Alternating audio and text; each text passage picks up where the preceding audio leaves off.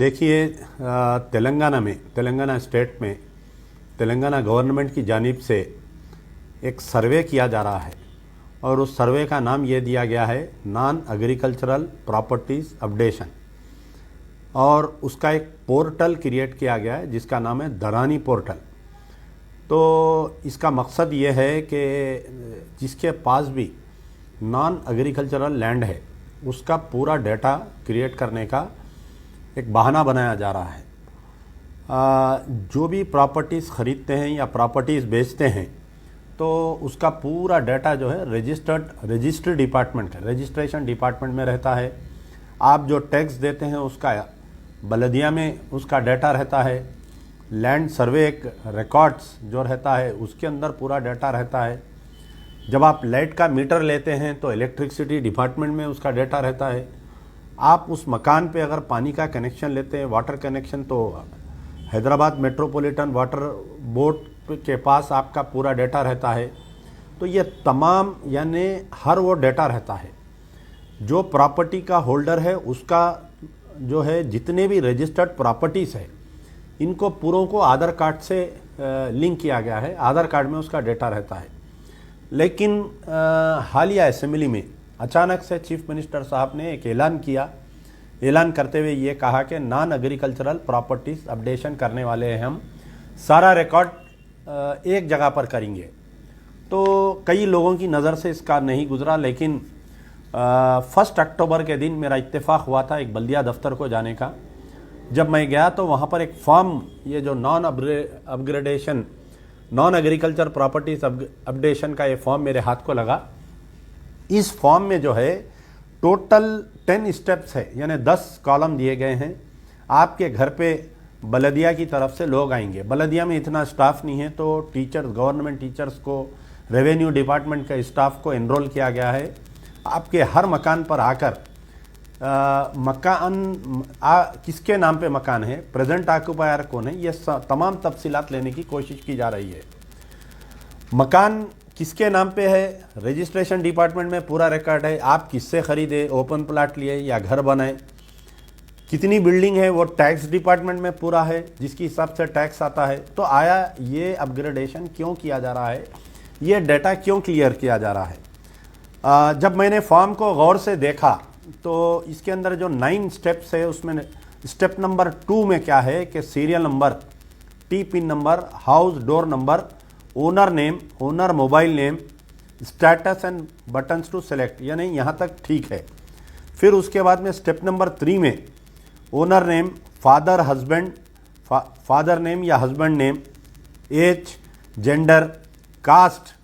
अब आप बताइए कि हुकूमत को जो है प्रॉपर्टी के ओनर से कास्ट के बारे में क्यों पूछा जा रहा है, पहला शक हमारा यहाँ पर है। फिर उसके बाद में यह है कि स्टेप नंबर 4 एक है, स्टेप नंबर 5, 6, 7, 8, 9, यहाँ पर एक 9 स्टेप नंबर में यह है कि प्रॉपर्टी ओनर्स के family members and their details.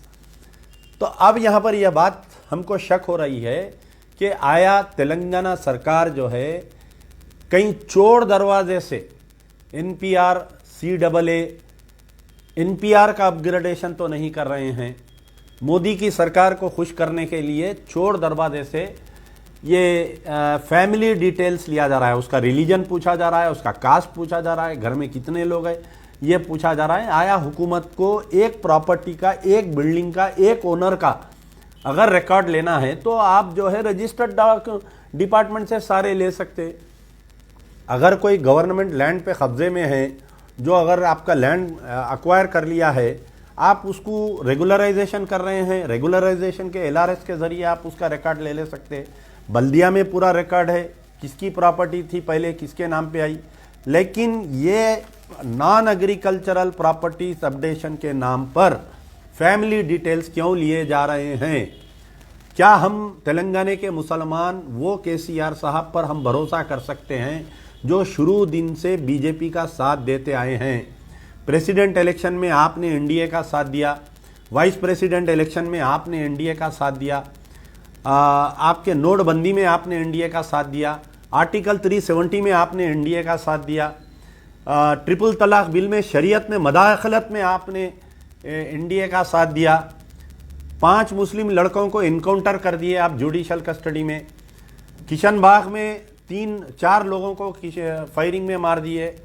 ये तमाम साबिका रिकॉर्ड जो केसीआर की बीजेपी की दोस्ती का है, हम क्या भरोसा कर सकते हैं।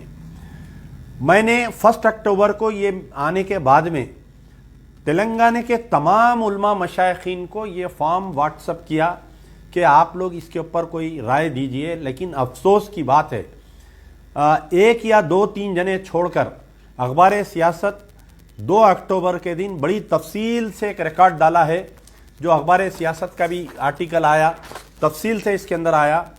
हमारे मुश्ताक मलिक साहब जो जॉइंट एक्शन कमेटी के कन्वेनर है, उन्होंने ट्वीट किया और सवाल इसके ऊपर किया। लेकिन इनसे, इन 2 हजरात से हटके कोई भी इस मसले पर अपना राय नहीं दे रहे हैं। या तो इनको मालूमात नहीं है, या नहीं तो ये राय देने से डर रहे हैं। हालिया जो सेक्रेटेरिएट में 2 मस्जिदों को शहीद किया गया, इसके बाद में तो हम जो है ना तो मजलिस इत्तेहादुल मुस्लिमीन के असदुद्दीन अकबरुद्दीन पे हम भरोसा कर सकते हैं, ना तो केसीआर के ऊपर, हम टीआरएस के ऊपर भरोसा कर सकते हैं। और तमाम ये जो उलमा मशाइखीन जो टीआरएस का साथ दिए थे इलेक्शन में, ये क्यों खामोश है बताइए आप। तो मेरा मुतालबा है कि जितनी वकला बरदरी है, जो मुस्लिम जेएसी वकला बरदरी है, उनसे मेरी अपील है कि इस मसले पर आप अपनी राय दीजिए।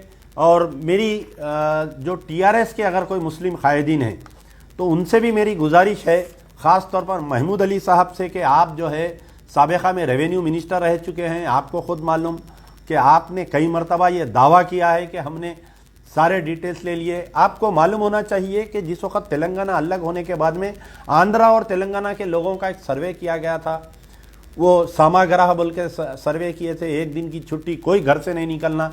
वो डाटा कहाँ पर गया जो सामाग्रह जो सर्वे के तहत आप लिए थे? तो हमें शक है, मजलिस बचाओ तहरीक को इस बात का शक है कि ये पूरे डिटेल्स जो आपके घर पर आकर ले रहे हैं, इसके ऊपर जो है चोर दरवाजे से एनआरसी को ये पूरा डेटा दे दिया जाएगा, CAA को इम्प्लीमेंटेशन किया जाएगा, एनआरसी को इम्प्लीमेंटेशन किया जाएगा। बीजेपी को खुश करने के लिए केसीआर साहब ये डेटा ले रहे हैं, ऐसा हमारी राय है। मजीद अगर इसके अंदर कोई मेरी राय से इख्तिलाफ करते हैं तो मैं उनसे गुजारिश करूंगा टीआरएस के कायदीन से कि मेरे शक को दूर करें। मैं तमाम वकला बरदरी से अपील कर रहा हूँ, तमाम उलमा मशाइखीन, दानिश्वरान इस्लाम, जितने मुस्लिम IAS IPS ऑफिसर्स है, जो रिटायर्ड IAS IPS ऑफिसर्स है, मेरी उनसे गुजारिश है कि इस मसले पर जल्द से जल्द बोलिए, वरना ये लोग सर्वे करके हमारा रिकॉर्ड पूरा बीजेपी के हाथ में दे देंगे। आने वाले दिनों में मुसलमानों को जिस तरीके से आसाम, वेस्ट बंगाल में परेशान किया जा रहा है, आपको भी यहाँ पर परेशानी में सामना करना पड़ेगा। यार जिंदा सोबत बाकी।